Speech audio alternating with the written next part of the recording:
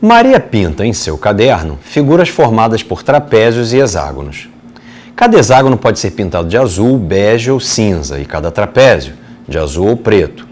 Polígonos com um lado em comum não podem ter a mesma cor. A figura ao lado é um exemplo de uma pintura feita por Maria.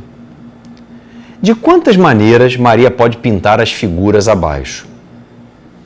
Essa é a figura que aparece na letra A e eu coloquei aqui do lado para a gente não esquecer quais são as cores que nós podemos usar, tanto no trapézio quanto no hexágono. Eu vou representar o azul sempre pela letra A, o preto pela letra P, o bege pela letra B e o cinza pela letra C. E para resolver essa questão, o que eu vou fazer é experimentar as combinações de cores. Então, por exemplo, vamos imaginar que eu pinte o hexágono de azul. Ao pintar o hexágono de azul, eu não posso me esquecer em momento algum da questão que eu não posso ter figuras adjacentes com a mesma cor. Então, no momento em que eu colocar o azul aqui, o trapézio não pode mais receber o azul. Isso quer dizer que, escolhido o azul para o hexágono, o trapézio só pode receber o preto, que são as duas opções. Uma delas foi cancelada para não ficar da mesma cor do hexágono. Agora vamos imaginar que eu escolha para o hexágono, em vez de o azul, eu escolho o bege. Nesse caso, ao escolher o bege para o hexágono, eu fico com as duas cores do trapézio liberadas. Então eu posso pintar o hexágono de bege e o trapézio de preto, ou eu posso pintar o hexágono de bege e o trapézio de azul. Perceba que até agora a gente tem três maneiras diferentes de pintar a figura. Azul no hexágono e preto no trapézio, bege no hexágono e preto no trapézio, ou bege no hexágono e azul no trapézio. Mas eu ainda tenho uma terceira opção para o hexágono. Eu posso pintar o hexágono de cinza. Se eu escolher o cinza para o hexágono, eu posso pintar o trapézio de preto ou posso ainda pintar o trapézio de azul. Dessa forma, a gente vê que são 5 formas diferentes de pintar essa figura. Então, eu vou escrever aqui para você a resposta. A resposta é 5, mas foi muito importante ter feito esse estudo, porque com esse estudo eu pude perceber que todas as vezes que eu pintar o hexágono de azul, eu preciso ficar atento, porque uma das cores vai ficar inviabilizada para o trapézio. Guarde também essa informação, porque ela será útil para os próximos itens. Já na letra B, a figura é um pouquinho diferente. É parecida com a figura anterior, só que foram acrescidos 2 trapézios. Eu vou fazer algo parecido. Eu vou estudar o que pode acontecer aqui com essa figura. Então, vou fazer uma miniatura do nosso hexágono aqui, para a gente pensar um pouco sobre o que pode acontecer aqui. Bom, a primeira opção que eu tenho é pintar o hexágono de azul. E aí, se eu escolho o azul para pintar o hexágono, eu só tenho uma opção para o trapézio que está aqui em cima, e essa opção é o preto. Da mesma forma, para o hexágono que está aqui, ó, é esse. Você só tem a opção de usar o preto. E para o trapézio que está aqui, eu só tenho a opção de pintar o preto. Ou seja, ter colocado o azul como cor do hexágono inviabiliza o azul para todos os trapézios, porque todos os trapézios estão em contato, têm fronteira com o hexágono. Dessa forma, eu percebo que se eu escolher o azul para o hexágono, eu só tenho uma maneira de colorir a figura, que é azul, preto, preto e preto. E essa conta me mostra 1 vezes 1 vezes 1, que de fato eu só tenho uma maneira de pintar a figura caso eu escolha o azul para pintar o hexágono. Na sequência, vamos imaginar que eu tenho escolhido o bege para pintar o hexágono. Isso quer dizer que para o trapézio que está aqui em cima, eu tenho 2 opções. o azul ou o preto. Então, vou registrar isso aqui, ó, duas opções. Para o trapézio que está aqui, eu também tenho duas opções, que são azul e preto. E para o terceiro trapézio, idem. Isso quer dizer que, se eu escolher o bege para pintar o hexágono, eu vou ter 2 vezes 2 vezes 2, eu vou ter 8 maneiras diferentes de pintar essa figura. Mas, claro, desde que eu escolha o bege como cor central. E, finalmente, vamos assumir a hipótese que eu escolho o cinza para pintar o hexágono. Se eu escolher o cinza, o trapézio de cima pode ser pintado de azul ou preto, portanto, duas possibilidades. O trapézio da direita pode ser pintado de azul ou preto, duas possibilidades, e a mesma coisa aqui. Como você percebeu no item A, o que acontece para o B é similar para o C, mas é diferente para o A. Por quê?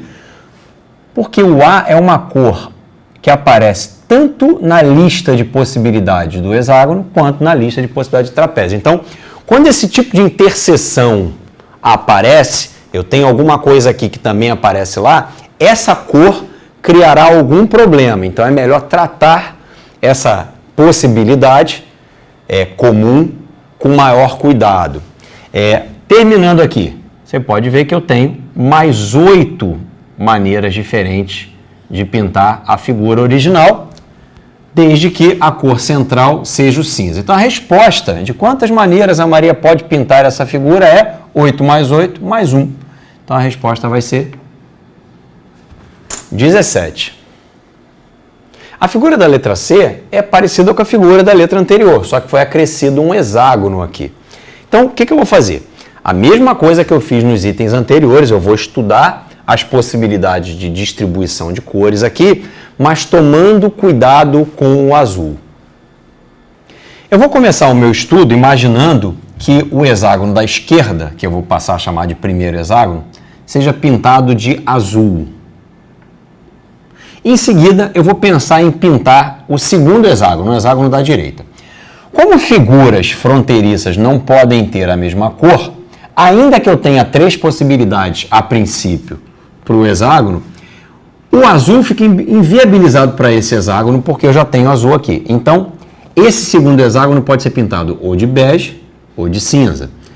Aqui, em vez de colocar a cor, eu vou colocar o número de possibilidades. Então, eu tenho 2 possibilidades para pintar esse hexágono. Essas possibilidades são bege ou cinza, considerando que o primeiro hexágono foi pintado de azul.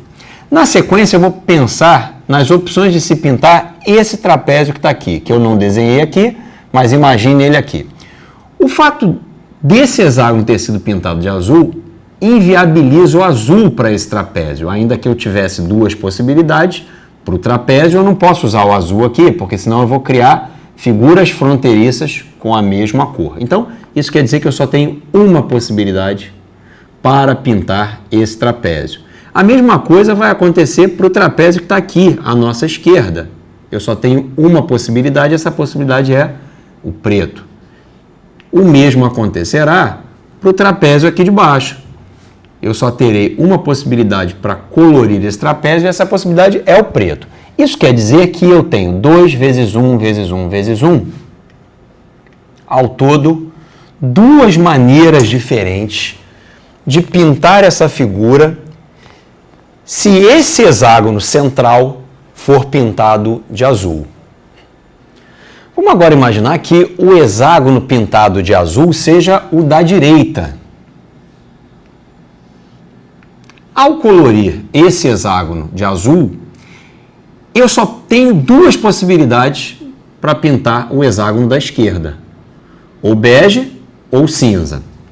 Ao pensar nas possibilidades para pintar o trapézio que está na posição superior, eu percebo que eu só tenho preto, porque a coloração em azul desse hexágono inibe a coloração em azul desse trapézio, eu só fico com preto como opção. A mesma coisa vai acontecer para o trapézio que está nessa posição aqui. Eu só posso pintar esse trapézio de preto. Mas quando eu olho para as possibilidades de se pintar o trapézio que está na extremidade esquerda, algo diferente acontece com relação ao que aconteceu no exemplo anterior. O fato de eu ter pintado esse hexágono ou de bege ou de cinza não inviabiliza nenhuma das duas possibilidades inicialmente propostas para o trapézio. Então, eu tenho também duas possibilidades para pintar esse trapézio da esquerda, ou azul ou preto. Isso quer dizer que eu tenho 2 vezes 2, 4, vezes 1 vezes 1. Eu tenho 4 maneiras diferentes de pintar essa figura se o hexágono pintado de azul for o da direita e não o da esquerda. Até agora, durante o meu estudo, eu me preocupei em como usar a cor azul para pintar esses hexágonos. Então, imaginei o hexágono da esquerda sendo pintado de azul, depois eu imaginei o hexágono da direita sendo pintado de azul. Você já deve ter percebido que não é permitido pintar os dois hexágonos simultaneamente de azul. Então, agora, o que eu vou estudar é a possibilidade de não usar o azul na coloração dos hexágonos. Dessa forma, me sobram duas possibilidades. Pintar o da direita de cinza e o da esquerda de bege, ou o contrário. Então, vamos ver em cada uma dessas duas possibilidades o que vai acontecer com os trapézios. Bom, se eu pintar aqui de bege e aqui de cinza, eu tenho duas possibilidades para pintar esse trapézio, azul ou preto, duas possibilidades aqui e duas possibilidades aqui. O que quer dizer que eu tenho 2 vezes 2 vezes 2, 8 maneiras diferentes de pintar a figura se eu usar bege no hexágono da esquerda e cinza no hexágono da direita. Agora vamos ver o que acontece se eu inverter essas duas cores. Para o trapézio aqui de cima eu tenho duas possibilidades, azul ou preto. Aqui a mesma coisa e aqui a mesma coisa. Isso quer dizer que aqui eu tenho mais 8 maneiras de pintar a figura, desde que eu pinte o hexágono da esquerda de cinza e o hexágono da direita de bege. Ou seja, ao todo eu tenho 8 mais 8, 16. 16 com 4, 20, mais 2, 22 formas diferentes de pintar essa figura usando aquelas cores e sob a condição de que figuras fronteiriças não podem ter a mesma cor.